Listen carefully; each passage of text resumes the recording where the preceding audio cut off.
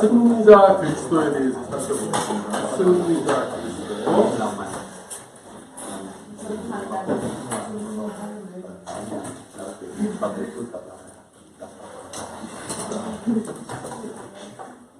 제가 오늘은 좀 이 강의 내용을 다 나가려고 조금 속도를 빨리 했어요. 그러니까 여러분 이해하시고 좀 잘 따라와 주시면 좋겠어요. 자, 우리가 예수님의 십자가 대속을 말할 때 가장 중요한 것은 주님의 속죄는 대리 속죄라는 거예요. 우리 대신. 그렇죠? 그리고 형벌적 속죄라는 거예요. 이 두 개가 핵심입니다, 여러분. 대리 속죄, 형벌적 속죄. 그리고 이건 무슨 의미입니까? 우리 죄가 예수님 안에서 실제적으로 처리됐다는 거잖아요. 예수님의 그 영혼과 육체가 우리가 받을 죄의 벌, 모든 결과를 주님이 대신 받으셨다는 거잖아요. 이게 속죄의 대리 속죄, 형벌적 속죄의 핵심입니다. 핵심. 자, 속죄 결과가 이제 가져온 것 중에 이 중요한 게 이제 5가지 영역에서 우리에게 승리를 가져줬다는 건데요.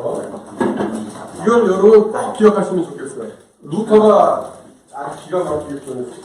인간이 살면서 절대 극복할 수 없는 5가지 원수가 있다고 했어요. 첫 번째가 뭐냐면 율법의 저주.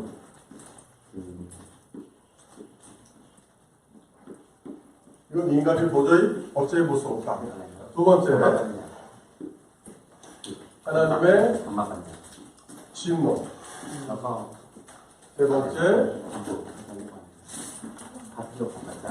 마비. 네 번째, 죄. 5번째, 죽음. 이건 인류가 어떻게 해볼 수 없는 거예요. 아무리 뭐 시대가 변하고 문명이 발달해도 이 5가지를 해결할 수 있는 방법이 없어요. 인간의 힘으로. 근데 예수님께서 십자가를 지셨을 때 이 모든 것에서 우리를 해방시켜 주셨다. 해방. 승리하심으로써 우리를 해방시켜 주셨다. 우리가 이 생에서 만나는 5가지 대원수. 따라해 봅시다, 여러분. 율법의 진노. 율법의 저주. 하나님의 진노. 뭐? 비슷하죠? 그다음 마비. 죄. 죽음. 이 중에서 여러분 나는 이거 극복할 수 있다. 난 내 힘으로. 인류는 극복할 수 없어요. 아무리 문명이 발달해도 이거는 피해갈 수 없는 것이죠. 그래서 이제 예수님이 십자가를 지었을 때 1차적으로 이 두 개를 해결하신 거예요. 1차적으로. 이 율법의 저주는 예수님이 33년 공생애를 살면서 율법을 지키심으로, 율법에 순종하심으로, 이걸 이제 그리스도의 능동적 순종이다, 이렇게도 신학적으로 정의해요. 자, 주님이 율법을 하심으로 우리를 위해서 의를 획득하셨잖아요. 그렇죠? 우리는 하나님 앞에 의가 없어요. 불의합니다. 불의. 그래서 예수님이 지난 시간에도 말씀드렸듯이 십자가에서 우리 죄를 제거해 주셔서 하나님의 진노를 우리에게서 거두어 주셨다 해도 우리에게 율법 순종으로 인한 의가 없으면 우리가 하나님 앞에 의롭다 하심을 받을 수 없는 거예요. 그래서 이 의를 획득하신 상태에서 십자가를 지심으로, 이건 이제 수동적 순종이라 그래요. 근데 근데 이제 뭐 예수님의 순종에 능동적 순종이고 수동적 순종이냐 이렇게 이 이제 단어 때문에 좀 논쟁이 벌어지거든요. 내용을 보면 여러분 이게 이거구나 우리 이해할 수 있고 이게 이제 예수님이 십자가를 지셨을 때 직접적으로 해결하신 것이고요. 그 다음에 이제 이거 세 개는 십자가의 결과로 십자가를 지심으로 인해서 우리에게 가져다 주신 승리다 하는 거예요. 이거 좀 구분해서 한번 살펴보시고 주님이 십자가에서 승리를 이루셨다는 것이 이런 의미구나 하는 것을 우리가 좀 잘 살펴보면 이것도 여러분 묵상할 때 참 좋은 묵상의 재료죠. 주님이 나를 위해서 십자가를 지셨을 때 이런 일이 이루어졌구나. 내가 도무지 감당할 수 없는 하나님의 율법의 저주를 주님이 풀어주셨고 그래서 이제 옛날 구약 백성들은 너희는 뭐뭐 해야 한다 하지 않으면 죽으리라 그렇게 율법을 대했잖아요. 근데 지금은 율법이 우리에게 어떻게 다가옵니까? 초등교사.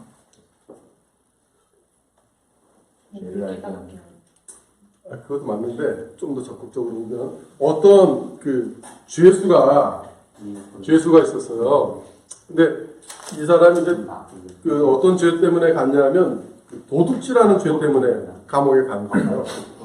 근데 감옥에서 예수 그리스도를 믿고 출업을 했어요. 그리고 교회를 갔는데 십계명을 보니까 도둑질하지 말라가 있는 거예요. 근데 자기 지금까지 도둑질 했잖아요. 그러니까 예수님을 믿었는데도 이게 이제 내가 이거 도둑질 안 하고 살 수 있을까? 고민을 계속하면서 그 십계명에 도둑질하지 말라는 계명을 계속 보고 있는데 어느 순간 그 계명이 이렇게 보이더래요. 도둑질하지 말라. 그게 아니고 너는 이제 도둑질하지 않게 해줄 것이다. 이거 완전 다르잖아. 우리에게 계명이 그런 식으로 다가온다. 훨씬 더 이렇게 되면 계명이 좀 다르지 않겠어요? 간음하지 말라. 단순히 2차원이 아니에요. 간음하지 않게 해주시겠다. 훨씬 더 우리에게 여러분 명령을 하면 그 명령을 받는 사람이 지킬 힘이 없으면 어떻게 되는 겁니까? 아무 소용이 없잖아요. 근데 도둑질하지 않게 해주겠다. 간음하지 않게 해주겠다. 이건 약속이잖아요. 약속. 이거는 약속해 주신 분이 이루어 주실 거잖아요. 그러니까 계명은 우리가 어떤 명령의 형태로 받기보다 하나님이 내 안에 계명에 순종할 힘을 주시는구나 하는 약속의 형태로 계명이 다가옵니다. 이건 여러분 엄청난 차이예요. 하나님의 계명이 명령과 위협의 형태로 다가옵니다. 약속과 격려의 형태로 다가옵니다. 엄청난 차이입니다. 어쨌든 주님이 십자가에서 승리를 이루셨을 때 우리에게 이제 율법의 의미까지 다르게 다가오는 것을 우리는 경험할 수 있습니다. 자, 그리고 이제 주님이 십자가를 지심으로 정복하신 이 마귀와 죄와 죽음, 사탄. 마귀의 우두머리가 사탄이죠. 그리고 그 졸개는 뭡니까, 여러분? 마귀, 사탄. 우두머리고 졸개는 뭐라 그럽니까, 여러분? 귀신. 근데 사실 귀신이라는 우리는 이제 이걸 성경적으로 이해해서 상관없는데 사실 귀신은 올바른 표현은 아니에요. 악령이라는 표현도 맞아요. 왜냐하면 사람들이 귀신하면 어떤 오해가 있냐면 죽은 조상의 혼령이라는 오해가 있어요. 근데 귀신은 사람의 영이 된 게 아니죠. 타락한 천사. 그러니까 귀신, 악령이잖아요. 귀신은 우리는 이제 악령으로 이해를 해야 되고, 그래서 주님이 마귀와 그 마귀를 따르는 졸개들이 악령을 이제 정복하셨다 하는 거예요. 자,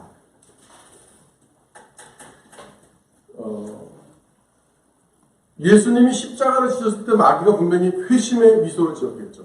이제 메시아는 끝났다. 비참하게 달린 채 사람들에게 조롱받는 메시아 끝났다. 자기가 이제 발꿈치를 꽉 물었을 때 자기는 승리했다고 생각했어요. 근데 발꿈치를 물는 대신 어떻게 된 거예요? 자기 입과 머리가 박살 난 거잖아요. 그래서 사탄의 머리를 부수고 이제 정복한 승리자가 부활하셨을 때 마귀는 벌벌 떨기 시작합니다. 그래서 주님이 십자가와 부활로 처치하신 원수 가운데 당연히 마귀와 그 졸개인 악령들이 포함해 있는 거예요. 그리고 요한일서 3장 8절이 분명히 가르치죠. 하나님의 아들이 나타나신 것은 마귀의 일을 멸하려 하십니다. 우리 지금 이제 한국 땅에는 우리가 그 악령의 역사를 별로 볼 수 없죠. 여러분 주위에서 귀신 들린 사람 보신 적 있으세요? 없죠. 근데 한번 태국은 어때요? 태국에는 지금도 귀신 들린 사람 있습니까? 많이 볼 수 있어요. 그렇구나. 아직도 태국에는 그런 어떤 악령에 대한 두려움 그리고 악령에 대한 어떤 미신 이게 많이 남아 있는 것 같아요. 근데 우리나라도 사실 옛날에 그랬어요. 우리나라도. 근데 제가 요즘 여러분 그 이제 태국 선교를 준비하면서 제임스 프레이저라는 전기를 연속해서 2번 읽고 있거든요. 이분이 1900년대 초에 중국적 윈난성의 리수족에 처음으로 들어간 선교사님이고 이제 그 리수족 가운데서 정말 사역하면서 이분이 눈물로 시를 뿌리고 나중에 리수족이 이제 부흥이 되는 그런 역사를 남긴 하나님의 귀한 종인데 그 리수족도 처음 들어갈 때 그렇게 귀신의 역사를 당했대요. 정말로 귀신의 역사가 강해가지고 집집마다 신주 알죠? 그게 다 있고 뭐 이 뭡니까? 제임스 프레이저가 들어가서 예수님을 전하고 복음을 전해서 그 가족이 이제 그 신주 단지를 버리잖아요. 그리고 난 귀신을 따르지 않고 예수를 따르겠다 했을 때 귀신이 직접적인 공격을 가하는 내용들이 막 나와요. 그리고 여러분 무당이 착죽하는 거 알죠? 그 칼이 막 40개씩 놓여있고 그거 귀신 그 악령의 힘을 의지하지 않고 그냥 일반적으로 올라갔다가 다 당장 잘리거든요. 리수족은 해마다 이제 그 영받은 사람들이 그 작두에 올라가는 행사하고 그래요. 정말 우리는 지금 귀신의 형태가 이제 다른 걸로 나타나죠. 정신적인 형태로 또 문화 가운데서 그런 식으로 나타나는데 옛날에는 사람들에게 귀신이 직접적으로 막 역사했어요. 근데 사실 주님은 이미 그 마귀와 귀신의 역사를 무찌르셨어요.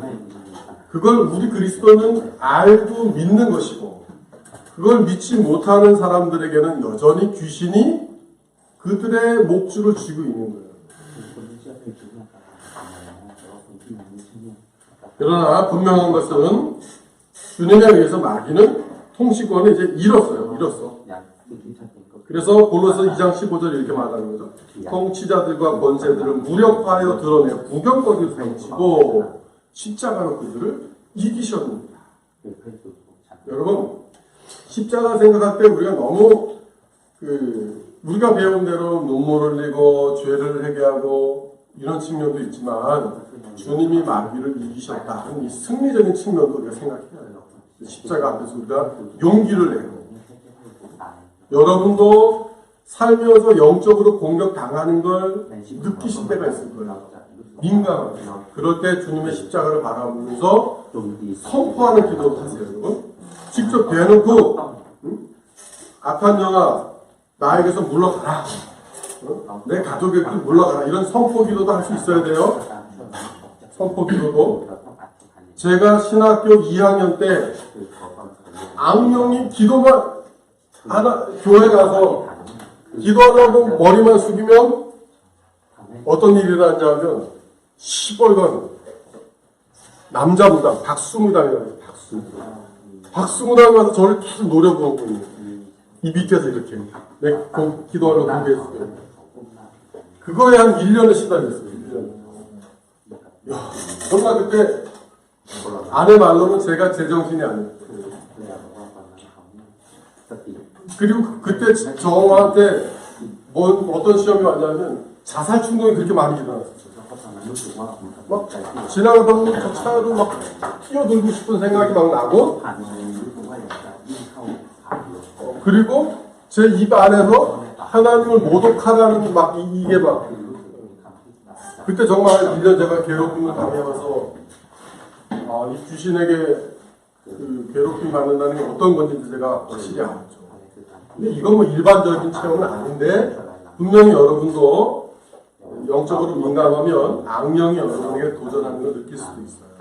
그때 십자가에서 승리하신 주님의 이름으로 용감하게 선포하는 기도 하시기 바랍니다. 여러분 이 기도도 필요해요. 거기에 우리가 주눅 들 필요가 없어요. 주님이 이미 사탄의 세력을 머리를 밟으셨고 묶으셨기 때문에 우리는 주님을 믿고 나아갈 수 있다 하는 겁니다. 성경은 예수 하나님의 아들이 마귀를 멸하고 마귀를 내쫓기 위해 오셨다 그렇게 말씀하죠. 그래서 예수님이 오셨을 때 이 마귀의 추동을 받은 악한 세력들이 한 일이 뭡니까? 예수님을 죽이려 하는 것이었잖아요. 그렇죠? 그래서 헤롯과 그 당국자들이 예수님을 탄생하신 베들레헴에 나중에 그 동방 박사들을 갈 때 우리에게 들려서 그 마을이 어딘지 좀 알려달라. 왜 그랬습니까? 예수님 죽이려고 그랬던 거잖아요. 근데 꿈에 천사의 요셉이 천사의 지시하심을 받아서 애굽으로 내려갔죠. 그거에 속은 걸 알자 헤롯이 광란에 가까운 광기로 베들레헴의 군사들을 보내서 그 아이들을 모두 죽이죠. 또 예수님이 이제 40일 금식을 하신 후에 인류의 새로운 대표 제2의 아담으로서 그 시험을 공식적으로 통과하려고 그랬을 때 마귀가 예수님 시험했죠. 세 가지로 시험했죠. 뭡니까? 이 돌이 떡이 되게 하라. 그건 뭐예요? 하나님이 메시아로서 하나님 나라의 일을 위해서 하라는 것이 주신 그 권세와 권능을 자기 배를 불리는 일에, 자기 개인의 일에 사용하라는 거죠. 물론 여러분 배고플 때 뭐 음식 먹는 게 나쁜 건 아니죠. 근데 예수님이 입에 독특한 위치에 있기 때문에 그 능력을 자기를 위해 사용하시는 걸 거부했죠. 그리고 예수님 또 어떤 시험을 물리치셨습니까? 높은 곳에서 뛰어내려라. 그러면 천사가 내 발을 받쳐서 부딪히지 않게 해주실 것이다. 이건 성경 말씀 그대로 인용한 건데 맥락이 완전 다른 거죠. 예수님 밑에 물리치셨어요. 이건 어떤 의미입니까? 자기 지위를 이용해서 하나님 함부로 시험하지 말아요. 우리도 그럴 수 있어요. 하나님 믿음이 아니고 잘못하면 하나님은 시험하는 죄를 지을 수 있는데 그러면 안 되겠어요. 그리고 예수님이 내게 절하면 천하 만국과 영광을 내게 주겠다 그랬잖아요. 근데 예수님 거부하셨죠. 왜 거부하셨습니까? 예수님이 가야 할 길은 어떤 길이었습니까, 여러분? 영광의 길이 아니고 십자가의 길이었잖아요. 근데 마귀는 그러지 마라. 뭐 굳이 그렇게 어렵게 가냐? 나한테 절만 하면 내가 이 세상 너에게 주겠다. 그랬을 때 예수님은 단호하게 하나님의 말씀으로 물리치시고 아버지께서 주신 십자가의 길을 묵묵히 가셨다 하는 거죠. 자, 이렇게 예수님은 계속 마귀에 의해서 죽음의 위협을 당하시고 시험을 당하시고 계속 이 땅에 계셨을 때 마귀의 공격을 받으신 것을 알 수 있어요. 그리고 가장 결정적으로 십자가를 지시고 위에서 겟세마네 동산에서 땀 흘려 기도할 때도 예수님은 마귀의 공격을 이겨내시고 이 십자가 가운데서 여러분 사람들에게 조롱을 당하시고 내가 하나님의 아들이거든 내려와서 너를 구하라 그랬을 때 그러나 주님은 참고 결국 이 십자가를 지심으로 마귀를 물리치신 거예요. 마귀의 머리를 부수신 거예요. 그리고 하나님께서 이 아들을 3일 만에 부활하셨을 때 아들의 그 십자가를 인증하신 거죠. 그리고 아들의 승리를 이제 온 세상 우주에 하나님께서 선포하셨다는 것.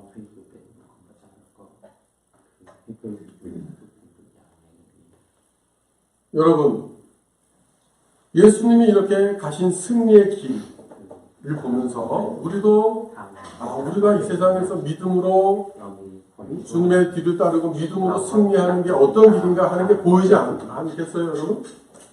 예수님 믿는 것 때문에 저나 여러분 삶에 고통이 온다? 이거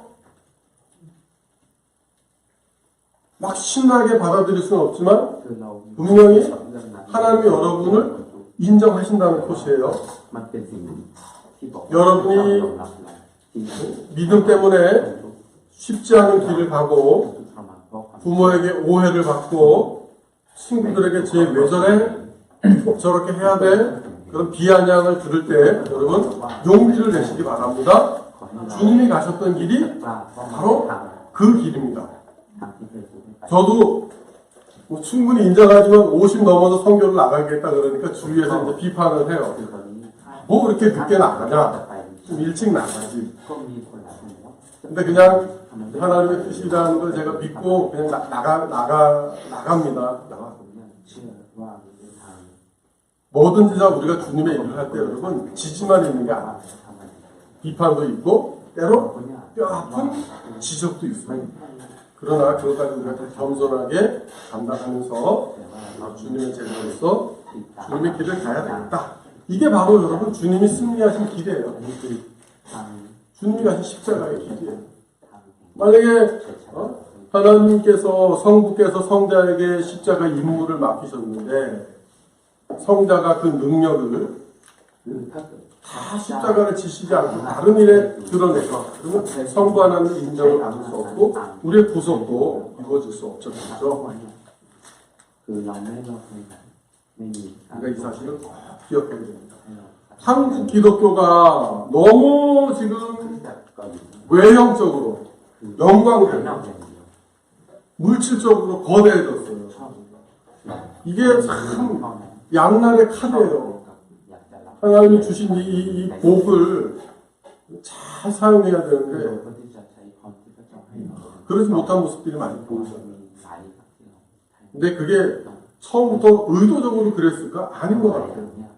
어느덧 가다 보니까 그렇게 된 것 같아요. 저와 여러분도 항상 주님이 가신 이 십자가의 길을 계속 주시하지 않고 계속 묵상하지 않으면 우리도 어느덧 이랬는데 돌이키지 못할 만큼 멀리 나갈 수 있다.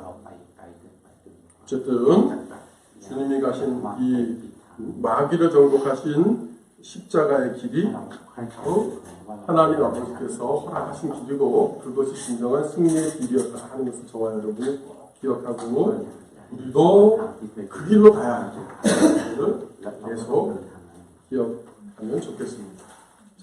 그래서 여러분 우리가 살아가면서 고통스럽고 답답하고 불안하고 앞날이 어두워 보일 때 돌아가야 할 곳은 어디입니까?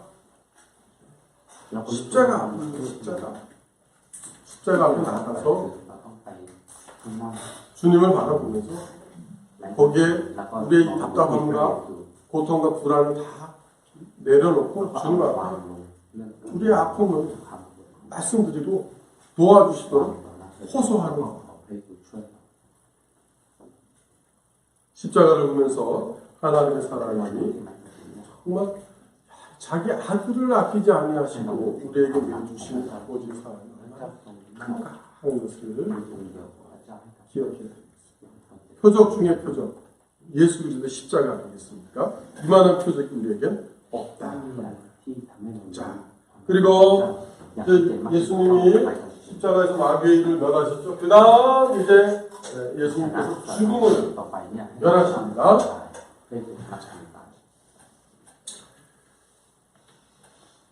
히브리서 2장 14절에서 15절을 보시면 이렇게 말씀합니다. 자녀들은 혈과 육에 속하였으니 그도 또한 같은 모양으로 혈과 육을 지니심은 죽음을 통하여 죽음의 세력을 잡은 자, 곧 마귀를 멸하시며 또 죽기를 무서워함으로 한평생 매여 종노릇하는 모든 자들을 도와주려 하시니.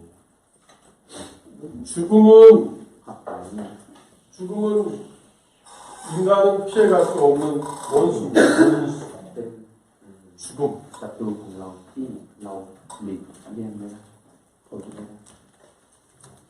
여러분 죽음 극복하셨습니까? 못 극복하셨어요?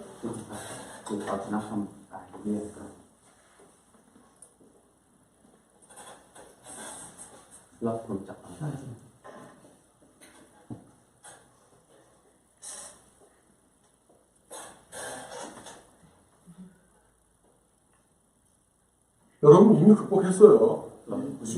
주님 안에서 극복한 거예요. 근데 죽음 자체는 저와 여러분도 맞이하겠죠. 죽는 건 사실 죽는 것 자체는 겁나요. 겁나요. 모든 인간은 다 죽음 앞에서 움츠러들고 죽음 자체를 막 반긴다. 이건 인간성에는 반항이에요. 그러나 이제 죽음 이후를 알기 때문에 우리는 죽음 앞에서도 힘을 낼 수 있고 순교자들도 그걸 알기 때문에 여러분 죽음 앞에서 비굴해지지 않고 당당히 목숨까지 내놓는 것 아니겠습니까?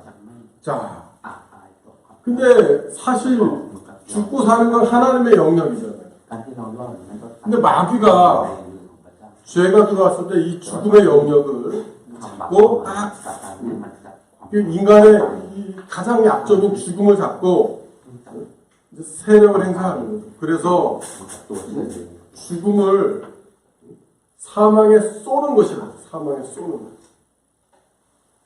죽음은 그만큼 우리 인간에게 무서운 힘이라는 거죠.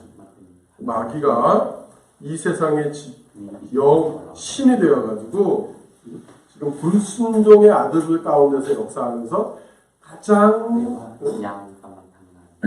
강한 힘을 행사하는 게 바로 죽음입니다.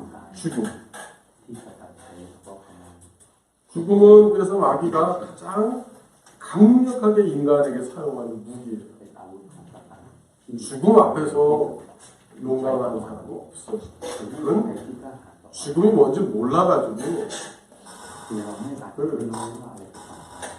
그렇게 그러는 거죠. 근데 예수님께서 이 죽음의 세력으로부터 우리를 건져내셨다는 거예요. 고린도전서 15장에 나오죠. 사망이 쏘는 것은 죄요, 죄의 권능은 율법이라. 그 다음 우리 주 예수 그리스도로 말미암아 우리에게 승리를 주시는 하나님께 감사하노니. 그러니까 사망 자체도 우리에게 두려움이지만 죄의 결과 때문에 왔다는 게 여러분 우리에게 정말 큰 일생 동안 우리가 주님이 죽음을 극복해 주시지 않았으면 저와 여러분도 일생 동안 죽음의 공포에 매여서 살아갈 수밖에 없어요. 여러분, 죽음이 뭡니까? 죽음을 어떻게 정의할 수 있어요? 죄의 결과로 죽음이 왔잖아요. 죽음이 뭡니까? 죽음. 먼저 우리가 생물학적으로 판단해 봅시다. 죽음은 뭐예요? 우리의 몸과 육체가 몸과 영혼이 분리되는 거죠. 이게 죽음이잖아요. 영혼이 떠나면 죽는 거잖아요. 영혼이 떠나면 죽는 거예요. 죽음은 우리의 몸과 영혼이 분리된 거고, 그 이전에 죽음은 뭐예요? 그렇죠. 하나님과 내가 분리된 거예요. 그래서 영적으로 죽은 거예요. 또 이 죽음은 뭡니까? 나와 너 사이에도 분리를 가지고 있는 거예요. 나와 이웃 사이에도 죽음은 분리를 가지고 있는 거예요. 영원한 이별을 맞아야 되지 않습니까? 죽음은 뭡니까? 나와 나 사이에도 분리를 가지고 있는 모든 생명체 가운데 자르와 대화할 수 있는 건 인간밖에 없어요. 이게 너무 신기하거든요. 시편에 보면 내 영혼아, 자기한테 말해요. 내 영혼아, 내가 어찌하여 두려워하고 어찌하여 낭만하느냐. 그러면서 자기를 막 다독여요. 여러분, 근데 이 죄는, 죽음은 나와 나 자신에게도 분리를 가져와서 내 자아가 말을 안 들어요.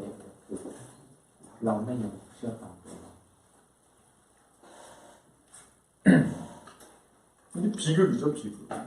하나님과 나 사이에 분리를 낳고, 나와 나 사이에도 이 막 갈등 분열을 낳고, 나와 너 사이에도 분열을 나가서 살아간다 그러면서 싸우고, 결국 몸과 영혼의 분리를 가져와서 죽음을 맞이하게 됩니다. 그 구원은 뭡니까? 우리가 이런 죄와 죽음에서 구원받는 건 다시 하나님과 내가 회복되는 거잖아요. 그렇죠? 나와 너도 회복되고 내 몸과 영혼을 구하라면 분리됐던 몸과 영혼이 결합하는 거 아니에요. 죽음. 나와 나도 그때는 자아의 분열 갈등이 없을 거예요. 이 놀라운 일이죠. 얼마나 감사한 일입니까?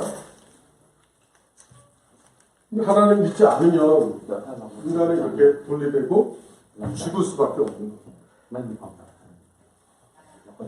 예수님께서 우리에게 이 일을 이루셨다는 거죠.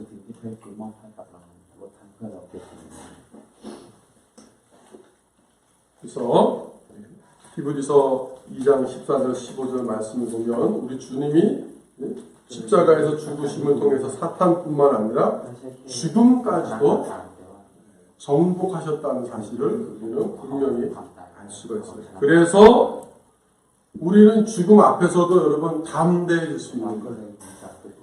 죽는 일 자체는 두렵겠죠. 칼이 내 목에 들어와서 내가 잡혀서 그럼 이 칼로 베일 때 느낌이 어떨까요? 너무 끔찍하고 아프지 않을까요?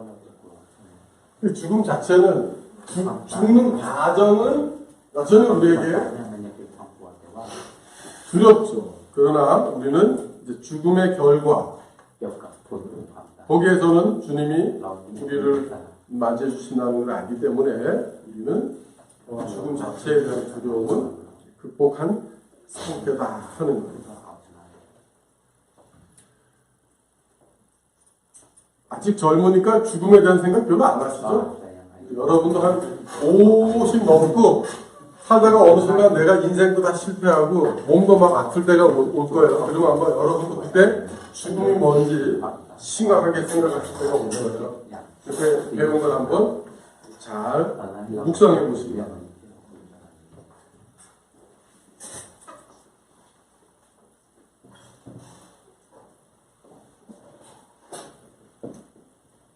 자, 여러분, 인간이 절대 극복할 수 없는 5가지 한번 다시 한번 기억해 봅시다. 첫 번째 뭐라 그랬죠? 율법의 저주. 율법의 저주 극복됐어요? 예. 그 다음 두 번째가 뭐였습니까? 하나님의 신고. 극복됐죠? 예. 그 다음 마귀. 예수님이 십자가에서 처리하셨어요. 그 다음 예. 죽음도 예수님이 처리하셨습니다. 우리가 절대 이길 수 없는 대원수 죄. 4개를 이미 주님이 처리하셨어요. 마지막으로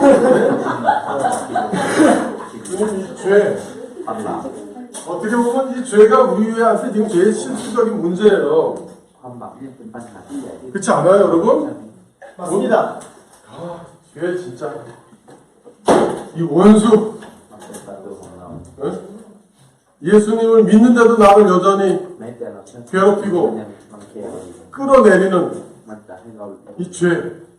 그러나 여러분, 원리적으로는 예수님이 죄도 이미 극복하셨다 하는 걸 우리가 생각해 볼 수 있어요. 자, 바울 사도가 이렇게 말씀합니다. 로마서 6장에서 이와 같이 너희도 너희 자신을 죄에 대하여는 죽은 자요, 그리스도 예수 안에서 하나님에 대하여는 살아있는 자로 여길지어다.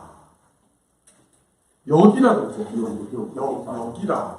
자, 여기 여러분, 하나님의 말씀이 있고,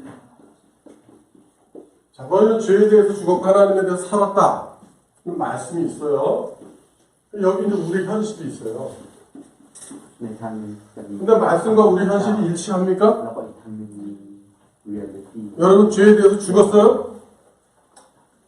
완전히 죽었어요? 꼭 성경에서는 죄에 대해서 죽인 자로 여기라고 합니다. 자, 이 분명히 불일치가 있단 말이에요. 이걸 뭘로 메꿔야 돼요? 뭘로? 이 말씀과 우리 현실 사이의 불일치를 우리가 메꿔야 되는데, 우리가 이걸 뭘로 메꿔야 됩니까? 응? 이게 되게 실제적인 문제예요. 여러분은 뭘로 메꾸겠어요?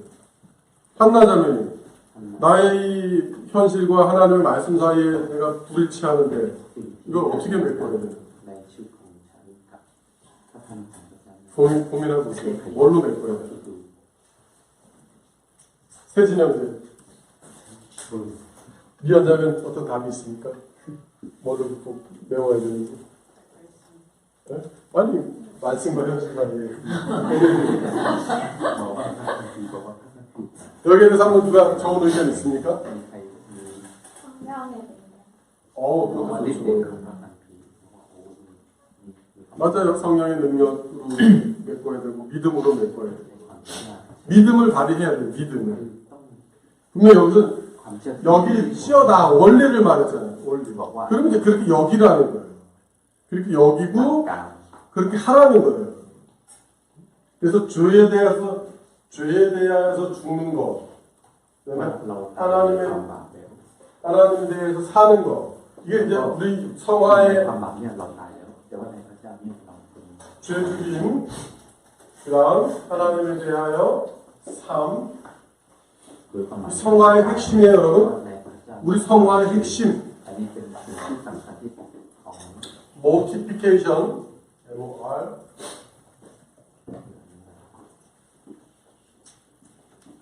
multiplication.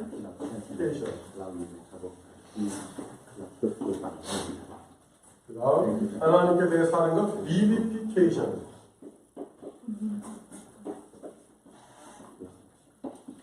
이 두 가지가 여러분 우리 그리스도인의 삶의 핵심입니다. 핵심. 그리고 이런 거를 잘 설명해 놓은 우리 신앙의 선조들이 청교도예요. 청교도. 특히 청교도 중에 여러분 존 오웬이 있습니다. 부흥과 개혁사에서 죄 죽임의 교리 나왔어요. 그런 책 한번 읽어보세요. 지금 현대의 책 가운데는 이런 죄 죽임에 대해서 가르친 책이 별로 없어요. 죄에 대해서 너희가 죽지 않으면 죄가 너희를 죽이리라.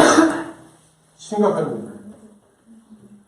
죄에 대해서 죽는 삶이 동반돼야만 우리가 하나님에 대해서 살아날 수 있다는 거예요. 그렇지 않겠어요, 여러분? 우리는 이미 영역으로는 우린 죄의 영역이 있는 게 아니고 하나님의 영역에 있어요. 거룩이 뭡니까? 거룩. 분리잖아요. 분리. 그리고 하나님이 우리를 구별하셨잖아요. 하나님의 백성. 구별하셔서 우리를 생명의 영역으로 우리를 불러주셨잖아요. 그 뭡니까? 하나님이 우리를 구별하셨다는 건 하나님이 우리를 보호해 주시겠다는 거예요. 빛의 자녀. 거룩한 자녀 하나님이 우리를 그 영역으로 빛의 아들의 나라로 하나님이 옮겨주셨기 때문에 하나님 분명히 우리에게 보호하시고 우리를 인도하시고 하는 게 있거든요. 그거를 우리가 맛보기 위해서는 여러분 우리가 이 죄 죽임의 교리를 알아야 돼요. 그리고 죄를 지었을 때 우리를 괴롭히는 게 있죠. 뭡니까? 우리 양심이 우리를 괴롭히잖아요. 마귀가 우리를 성사하지 않습니다. 실패감을 주고 정죄감을 주고 그러나 여러분 그것조차도 우리는 극복해야 됩니다. 마귀가 주는 정죄감, 내 양심이 주는 그런 어떤 지적 이거를 우리가 극복할 수 있어야 된다. 왜 그렇습니까? 왜? 예수님이 죄에 대해서도 이미 승리하셨다는 거예요. 그 사실을 믿을 때만 이게 가능한 작동하는 거예요, 여러분. 예수님이 죄에 대하여서 승리하셨다는 것을 못 믿겠다. 그러면 이걸 아무리 가르쳐도 이게 작동이 안 되는 거죠. 아니, 내 안에 실제적으로 죄가 있는데 어떻게 저게 믿어져? 그러면 이제 작동이 안 되는 거죠. 근데 분명히 예수님은 죄에 대해서도 우리가 승리할 수 있도록 죄에 대해서도 분명히 이겨 놓으셨다 하는 거예요. 그래서 우리가 허물과 죄로 죽은 존재가 아니고 이제 하나님을 향하여 산 그리스도인으로서 우리가 살아갈 수 있도록 도와주신 분 하는 거예요. 이게 바로 예수님의 십자가 대속과 승리로 인해서 우리에게 직접 주어지는 영적인 유익과 결과다 하는 거예요.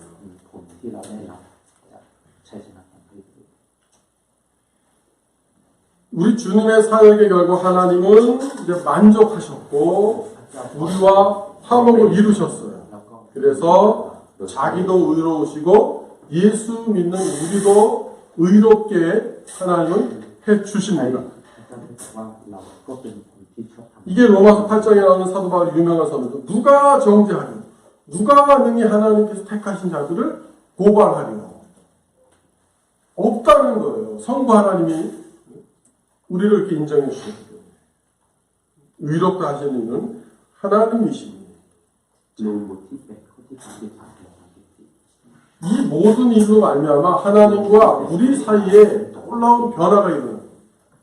하나님 안에는 하나님의 성품 안에는 어떤 변화가 있는 게 아니에요. 그렇죠? 하나님은 그대로세요. 그대로. 근데 하나님과 우리의 관계는 분명히 변화가 됩니다. 우리가 그래서 죄를 지었을 때 갖는 두려움도 죄의 형벌에 대한 두려움이 아니고 하나님 아버지의 마음을 아프게 했다는 그런 경건한 두려움이죠. 그렇죠. 정죄감으로 인한 내가 죄 때문에 그런 하나님에게서 끊어지는 그런 두려움이 아니에요.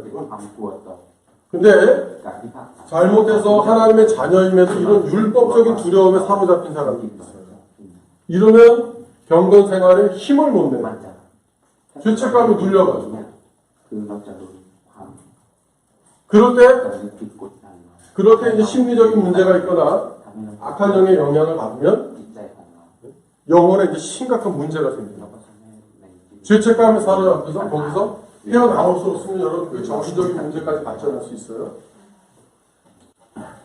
이거 예민한 그리스도인들이 오히려 그냥 죄에 대해서 신경 안 쓰는 사람들은 이건 문제가 없어요. 근데 하나님의 자녀 중에 죄에 민감하고 그런 자녀일 때 이런 잘못된 정죄감에 들 수도 있다 하는 거예요. 우리에게 여러분 율법이 주는 두려움, 율법이 주는 죄책감 그런 건 없습니다. 그런 두려움은 우리에게 우리가 갖는 두려움은 자녀로 하나님 아버지 마음을 아프게 했다는 그런 아픔이에요. 아픔. 그리고 죄 자체에 대한 두려움이지 죄 때문에 내가 하나님께 다시 진노를 받을까 그런 두려움은 없어요. 하나님의 자녀에게는 심판은 지나갔잖아요. 우리에게 오는 징계잖아요. 징계. 아버지로서 우리를 징계하시는 것이지 심판은 우리에게 지나간다 하는 것. 그리고 이렇게 예수님이 십자가로 인해서 우리의 대원수 5 모두를 처리해 주셨고 그게 우리와의 관계에서 나타난 거고요. 그 다음 천국에서 하나님 계신 하늘에도 어떤 일이 벌어졌다는 거예요. 히브리서에 보면 이런 말씀이 있습니다. 그러므로 하늘에 있는 것들의 모형은 송아지와 염소의 피, 물 등으로 정결하게 할 필요가 있어서 하늘에 있는 그것들은 이것보다 더 좋은 제물로 정결하게 할 필요가 있었다는 거예요. 그리고 이렇게 말씀합니다. 히브리서 9장 23절 24절에서 그리스도께서는 참 것의 그림자인 손으로 만든 성소에 들어가지 아니하시고 바로 그 하늘에 헤븐 하늘에 들어가사 이제 우리를 위하여 하나님 앞에 나타나시고 그러니까 이 땅에 있는 거는 가 아니고 하늘 성소도 죄가 영향을 미쳐서 부정하게 되었다는 거예요. 그 하늘 성소도 예수님이 피를 가지고 가셔서 정결하게 하십니다. 이 놀라운 일이죠. 그러니까 죄가 미친 결과가 우주적이라는 것이다. 우리로서는 참 이게 그냥 잘 와닿지 않고 신비한 진술이긴 한데 어쨌든 히브리서 기자는 하늘의 성소 자체도 정결해졌다고 말하고 그거는 오직 예수님 십자가에 들린 피로서만 이루어진 거다 하는 것을 우리에게 말해줘요. 그리고 사탄이 하늘로부터 이제 번개처럼 떨어졌다고 주님이 말씀하는 거예요. 그래서 여러분 우리가 마지막 날에 예수님 재림하실 때 들어가는 곳이 새 하늘과 새 땅이잖아요. 그렇죠? 하늘도 새롭게 되어가요. 땅도 새롭게 되어요. 예수님이 하늘, 땅뿐만 아니라 하늘에 있는 죄의 영향도 제거하십니다. 그리고 주님이 이제 이 지상 사역을 마치실 때 제자들 앞에서 근심하는 제자들 앞에서 이렇게 위로해 주시잖아요. 너희는 마음에 근심하지 말라. 하나님을 믿으니 또 나를 믿으라. 내 아버지 집에 거할 것이 많도다. 그렇지 않으면 너에게 이렇으리라. 내가 너희를 위하여 거처를 예비하러 간다. 말씀하죠. 주님이 우리를 위해서 여러분 하늘에 거처를 다 마련해 놓으셨어요. 그 얼마나 위로되는 말씀입니까? 힘들어도 참자 이거예요. 참을 수 있다 이거예요. 힘들어도. 보통 그거고. 왜? 우리가 돌아가야 할 영원한 집을 주님이 이미 마련하셨기 때문에. 저는 옛날에 집을 사기로 했어요. 그때 제가 결혼한 지 얼마 안 되는데 집을 사기로 했어요. 집이 아니고 전세금을 날렸어요. 사기로 했어요. 그 이후부터 지금까지 거의 몇 년입니까? 한 20년 넘게 월세로 살고 있는데 월세로 계속 사니까 별거 아니에요. 집 없다고 여러분 막 서로 그거 아니거든요. 월세로도 얼마든지 애 낳고 하나님 살게 하시는 거예요. 제가 딸셋 아들 하나거든요. 막 그래서 넷째 나갈 때는 야 집도 없이 월세 살면서 애를 또 낳는다고. 근데 다 살게 하시더라고요. 여러분 집 없다고 너무 할 거 없어요. 월세 다 살 수 있어요. 그리고 이런 말씀 정말 예수님이 나를 위해서 하늘의 영원한 거처로 예비해 두셨구나 하는 이런 말씀을 진짜 얼마나 실제적인 위로냐 이거예요, 여러분. 여기 부모한테서 집 물려받을 사람 있어요? 그 정도 좀 부모가 그래도 좀 금수저 물고 태어난 분 있어요? 별로 없을걸요? 그래도 여러분 이런 말씀을 잘 마음을 새기고 위로받으면서 살아가시기 바랍니다. 이게 다 예수님이 십자가에서 이루신 승리로 말미암아 우리에게 주어진 결과고 유익이고 우리 신앙생활에 위로가 하는 거예요. 기독론 하니까 꼭 저기 너무 예수님에 관한 일로만 생각하는 게 아닌데 우리에게 실제적인 유익이 좀 많다는 거예요. 위로 삼을 말씀입니다. 자, 이렇게 해서 두 번째 시간 마쳤습니다.